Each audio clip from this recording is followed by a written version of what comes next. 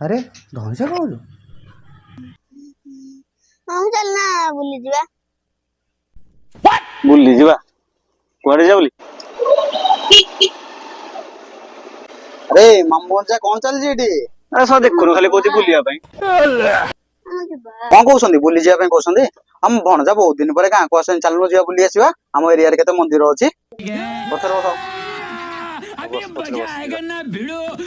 हाँ ना दियो मेरा या बात बात मेरा टकराया राधा बोल के बस जावे बाबा ब्यूटी तेरे ना कंट्रोल कंट्रोल उदय। ହର ହର ମହାଦେବ। ଏବେ ଆମେ ଆସି ପହଞ୍ଚି ଯାଇଛୁ କୁଆଳରେ ଅବସ୍ଥିତ ଥିବା ଅଷ୍ଟଶମ୍ଭୁ ମନ୍ଦିର। ଆସନ୍ତୁ ଭଗବାନଙ୍କୁ ଦର୍ଶନ କରିବା ଆଉ ଆମେ ଆପଣଙ୍କୁ ମନ୍ଦିର ପରିସର ବୁଲେଇକି ମଧ୍ୟ ଦେଖେଇବୁ। ଚାଲନ୍ତୁ ଆମ ସହିତ। चरण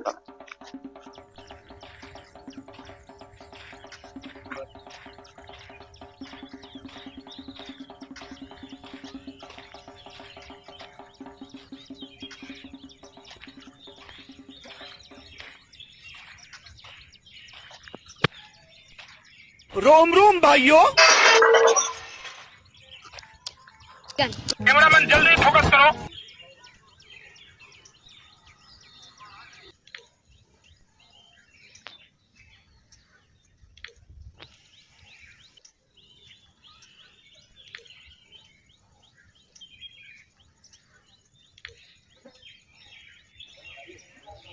ବିକୟ ଏଟା କେତେ ବର୍ଷ ପୁରୁଣା?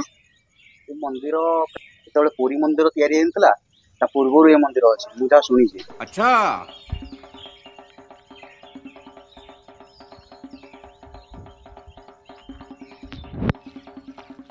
संस्कार मुझसे बड़े हैं इसके।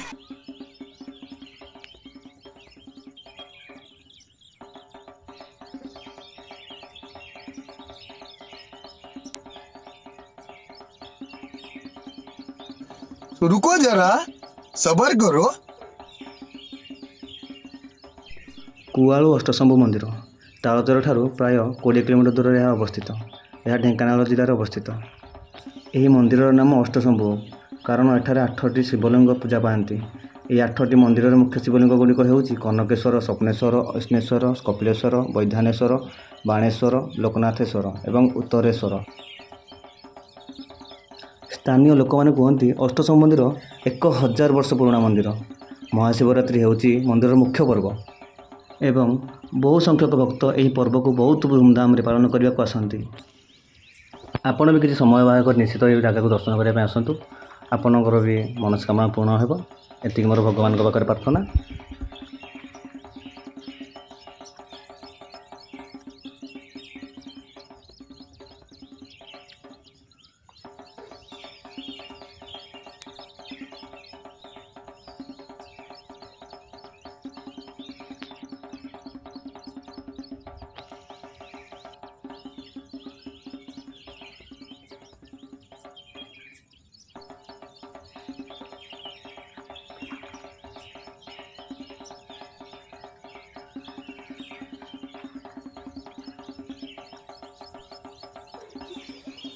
ମାମୁଁ ମତେ ଏଇ ମନ୍ଦିରକୁ ଆଣିଲ, କିନ୍ତୁ ଏଇ ମନ୍ଦିର ବିଷୟରେ କିଛି କୁହ।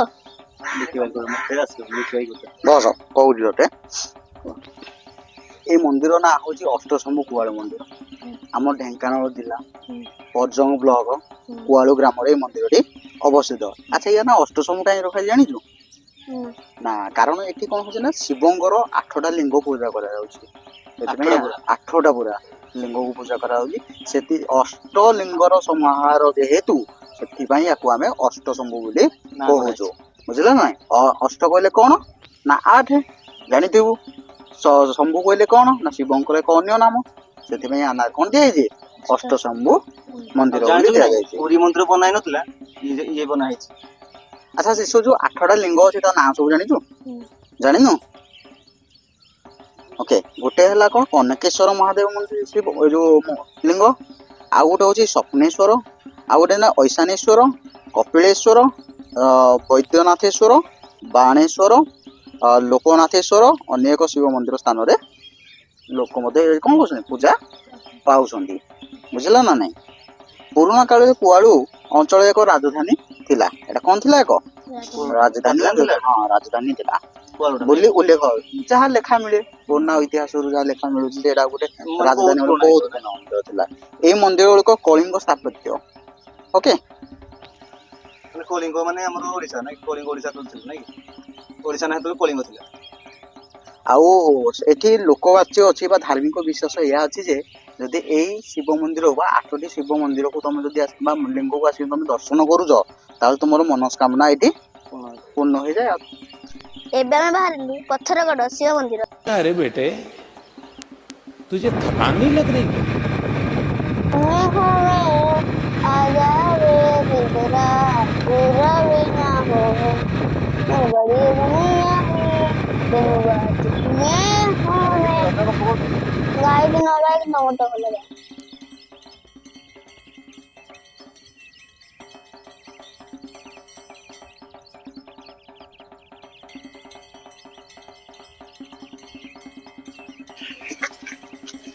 ଏବେ ଆମେ ଆସି ପହଞ୍ଚି ଯାଇଛୁ କାଦପଡାରେ ଥିବା ପଥରଗଡ଼ ଶିବ ମନ୍ଦିରରେ।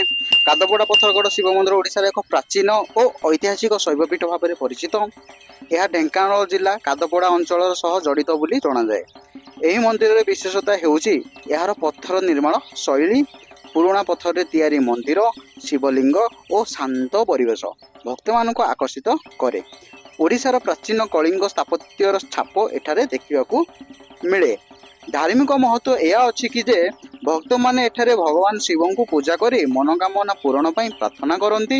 ଶିବରାତ୍ରି ଓ ଶ୍ରାବଣ ମାସରେ ଏଠାରେ ବିଶେଷ ପୂଜା ଓ ଭକ୍ତଙ୍କ ସମାହାର ହୁଏ। ପର୍ଯ୍ୟଟନ ଦୃଷ୍ଟିରୁ କାଦପଡା ପଥରଗଡ଼ ଶିବ ମନ୍ଦିର ପ୍ରକୃତି ଓ ଆଧ୍ୟାତ୍ମିକତାର ଏକ ସୁନ୍ଦର ମିଶ୍ରଣ।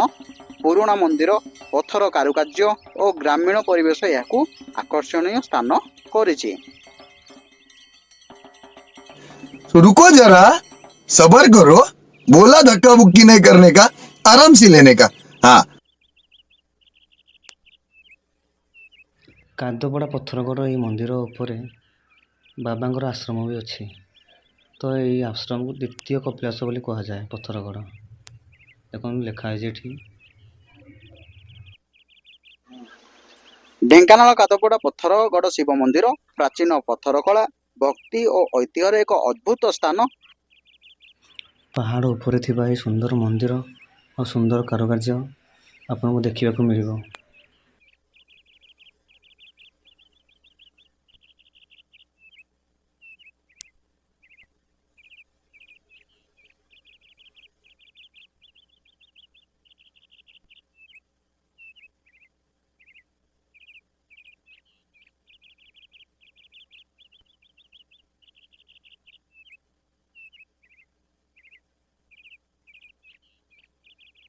ଏହି ପଥରଗଡ଼ ଶିବ ମନ୍ଦିରରେ କିଛି ସୁନ୍ଦର ମୁହୂର୍ତ୍ତ କାଟିବା ପରେ ଆମେ ଏବେ ବାହାରିଗଲୁ ଘରକୁ। ଆପଣଙ୍କୁ ମୋର ଅନୁରୋଧ, ଆମକୁ ଟିକେ ସପୋର୍ଟ କରନ୍ତୁ। अगर आपको ये वीडियो अच्छी लगे तो like, comment and share and subscribe जरूर करना।